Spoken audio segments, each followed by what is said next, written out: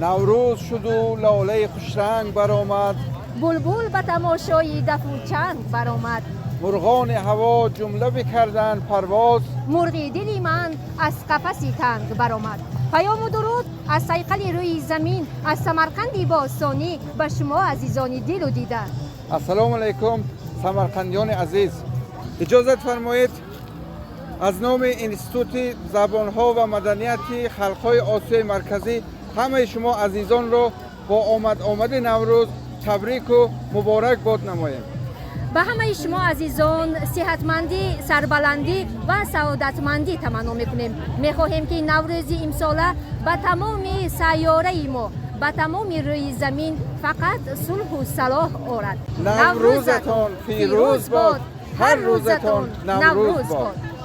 نوروز سال 2026 میلادی و 1405 شمسی را نیز مردم سمرقند با شکوه و شهامت خاص پیشواز گرفتند.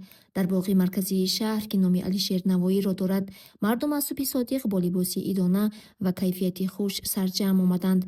در دو شفتی راه کارخانه و تشکیلات و مؤسسات تعلیمی با خانه‌های ایدانه، سر و لباس ملی و گوشه‌های مخصوص صف آراستند، از جمله دانشگاه دولتی سمرقند نیز.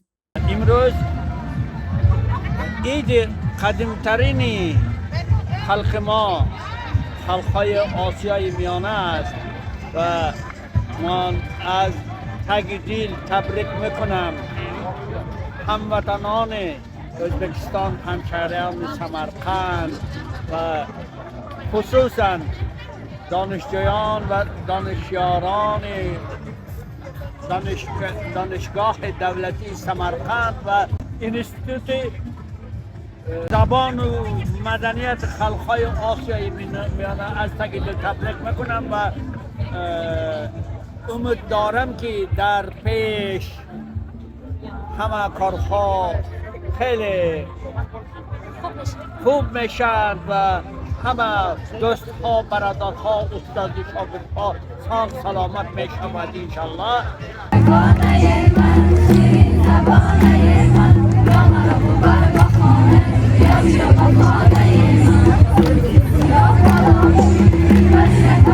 طوری میبینید سیری مردمی خیلی با روحیه‌ای بلند دایر میگردد. جوانان میرقصند و سرودخوانی میکنند.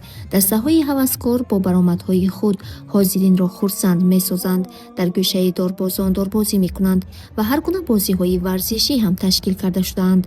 در طرف دیگر یارمرکه محصولات خوراک با نرخ‌های دسترس و خوراک‌های ملی آماده کرده شدند. در قسمت دیگری باغ نمایش هنرهای مردمی گذاشته شده است. رسامان صاحب استعداد با کار خود مشغولند.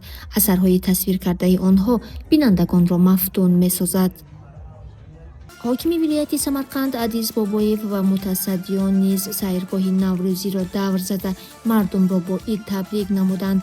صیقل روی زمین سمرقند باستانی امروزها شهری سیر ملت است و نمایندگان ملت‌های گوناگون با معرفی رسم و آیین و مراسم و عنعنه‌های ملی خود همچون وکیلان مرکزهای ملی به چاره‌بینی فیض خاصه بخشیدند. از جانب بعضی از مرکزهای ملی به اشتراکچیان فعال جشنواره تحفه‌های ایدانه سپاریده شد. سیاحان خارجی و مهمانان شهری باستانی از تماشای این منظره ها به وجد آمده حرکت می‌کردند تا اشتراکچی کامل این چاره‌بینی گردند.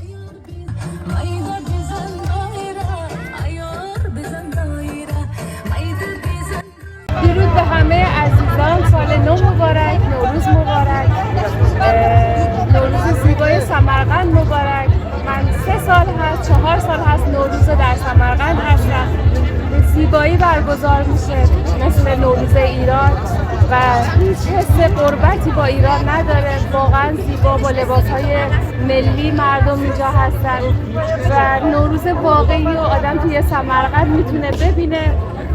برای مردم ازبکستان سالی پر از آرامش، صلح، دوستی و تمام مردم ایران آرزو کردم. انشالله نوروزتون مبارک باشه. در امفی‌تئاتر معجزه که مرکزی این باغ را زیب و فر می‌بخشد، برنامه اساسی کنسرتی دایر گردید.